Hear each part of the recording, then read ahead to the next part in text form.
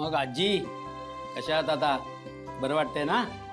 होय, आता बरं वाटतंय.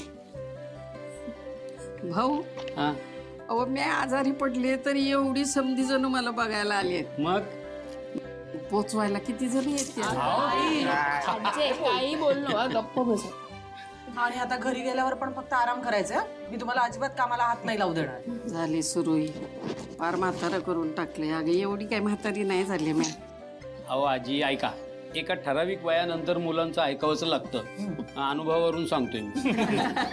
आता गंमत पुरी झाली. बर बर बर. आजी कसं वाटतंय आता? हात कसा आहे? बरं वाटते. म्हणजे इस्पितळात आली की नाही तेव्हा जरा अंदुक असं काहीतरी वाटायला लागलं आणि अंगातनं असं कळाल्यासारखी झालं एवढंच. आता सगळं व्यवस्थित आहे, काही विचार करू नका. अजिबात नाही. अहो माझी ही नात असताना मला काय काय होणार आहे आणि ती काय व्हायला देणार आहे काय? ती झोपातूर आहे का नाही? म्या घाबरत नाही. हा. कस तर राहू एका गोष्टीच लय वाईट वाटतं. कसं आजी काय काय झालं? कशाचं?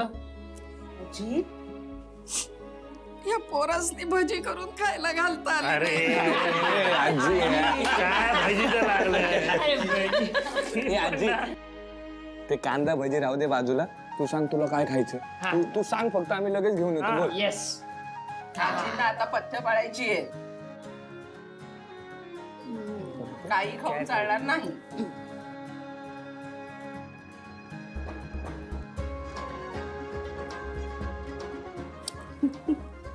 अगं, माझं गुन्हे लेकरू आहे.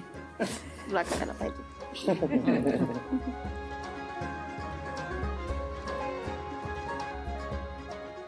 आशू कुठे पण? केलाय मी फोन. येतोय, तो मीटिंग मध्ये अडकलाय. एक्सक्यूज मी, तुम्ही इतकी सगळी लोक आत थांबू नका. पेशंटला आराम करू द्या. तुम्ही बाहेर जा. सांगत होतो या सगळं. चला तुम्ही थांबा. चला आजी जाऊया. चल. काय चाललंय मुलांना तुमचं? चला बाहेर. चला अरे चला चला. लागलं तर सांग. या बाहेर. आजी काळजी घ्या.